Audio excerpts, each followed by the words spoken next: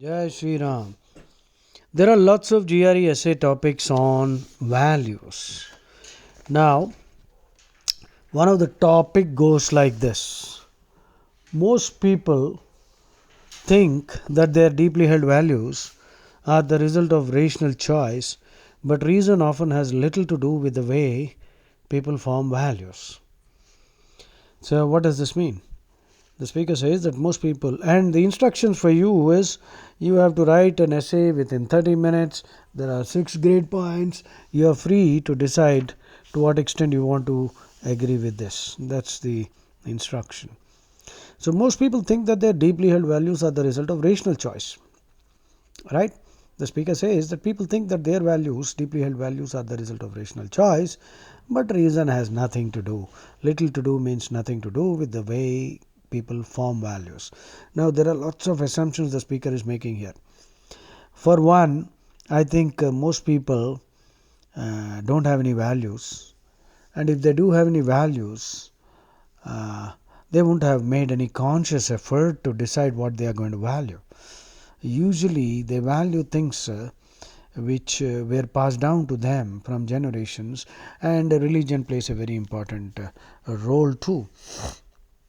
Of course, there are other contributors to what we value: the political system, the immediate family, parenting, school, the teachers, our mentors, and our personal thinking and our personal aspirations and goals, and all these things have some role to play in uh, imparting a sense of conviction about certain things which we can call as our values. Okay, I just collected a lot of stuff here. Please do read, because there are many essays on this topic, and this kind of a topic is likely to be thrown at you in a group discussion situation. Whatever be the topic, you can always inject something about values, and that will make the interviewer sit up and listen to you. So don't take this lightly. Unfortunately, I find many students these days have become so complacent. They have no fire in the belly. Huh? I don't know, no ambition, no aspiration. I don't know what they're going to achieve. Arey Baba, you must really sit up and start working. Improve your vocabulary. This might be a little boring. I don't know. I don't think it's boring anyway. Chalo. Values formed during 3 significant periods. Imprinting. Imprinting means rapid learning that takes place by observing parents. Modeling period, socialization period. So socialization period is in school, when you start getting inspired by your teachers, lecturers, and all that, right? Personal values provide an internal reference for what is good, beneficial, important, useful, beautiful, desirable, constructive. So values generate behavior. In the USA, you can do that reading. So, value clarification, please use that phrase. People helping people clarify what their lives are for and what is worth working for. So, we value democracy, justice, moral reasoning has to be developed so that people can have some clarity about what they should value and what they should actually not value anymore. See, there are so many ideas which are extremely questionable. Okay, value systems, primitive systems are there: automatic, artistic, reflexive, driven by deep brain programs, instincts, and genetics. So, unfortunately, there are many people who are extremely conservative, very prudish, and reactionary, hyper conservative, puritanical. These are people who don't really apply their minds, and they just simply live based on whatever they are told to adhere to. Now, if good education should actually help a person apply critical thinking so that he can discard absurd beliefs and become a true human being, a good human being. Okay. Clannish, showing allegiance to elders, custom. Clan means people who are related by blood, preserving sacred places, objects, rituals. This is to a certain extent good. The egocentric. In a world of haves and have-nots, it's good to be a have. Avoid shame, defend reputation, be respected, blah blah blah. The purposeful, logotherapy, logotherapy. Logotherapy simply means having a goal, some kind of a grand goal, big, hairy, audacious goal. Bhag, B-H-A-G, B-Hag, B-H-A-G. A definite purpose in life. If you don't have one, I think please you must sit down today and then decide what's your purpose. What do you want to achieve in life? So that will require some thinking, serious thinking. What are your aptitudes? What do you value in life? So of course that's what we are examining right now. So if you have a clear purpose, then if you know what you want to achieve in life, then you will also be able to discover what you must value. Okay, striving for autonomy and independence. So these are some values. Seek out the good life, and I leave it to you. You can read it in your. And you see, from 0 to 10, a choice. Do you value freedom, or do you value? What do you value?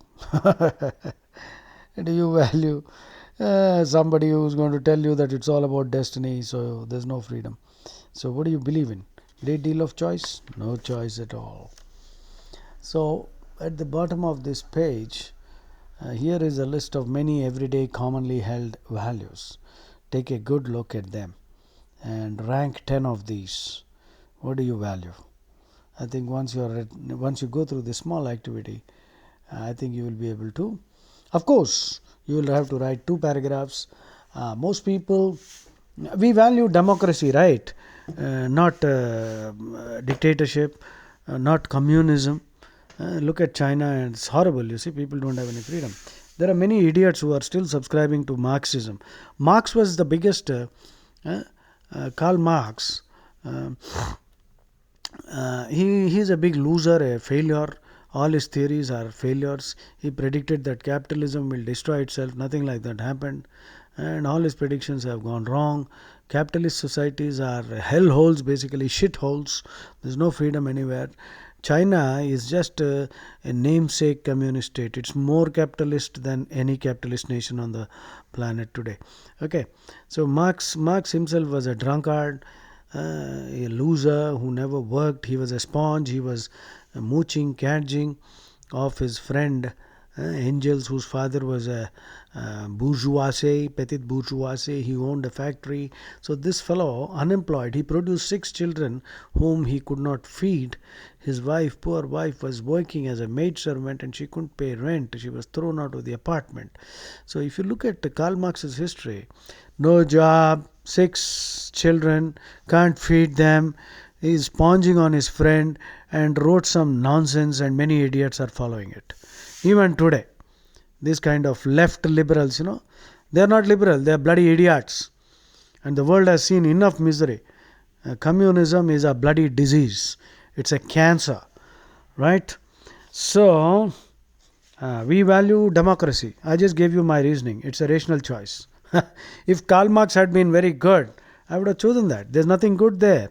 I think it's irrational, idiotic, and in fact, it's a criminal enterprise. So the whole history of mankind is the march of freedom. I value freedom much more than anything else. If any system, whether it is a religion or ideology or whatever, if it takes away my freedom, I'm going to fight against that. We all value our freedom, right? Only slaves love their chains. Slaves fall in love with their own chains.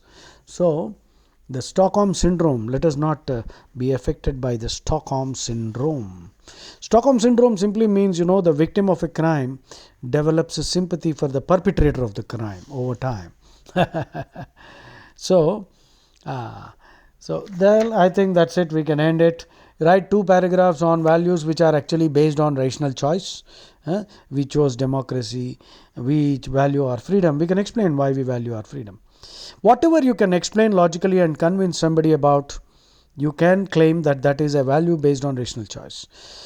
Now, there are many things we value which we cannot explain based on rational choice. It's based on sentiment. I value Bhagavad Gita, I value Krishna, I value Rama, I value the color saffron, I value certain flowers and certain trees. I value them as very sacred. I value Gau Mata as sacred.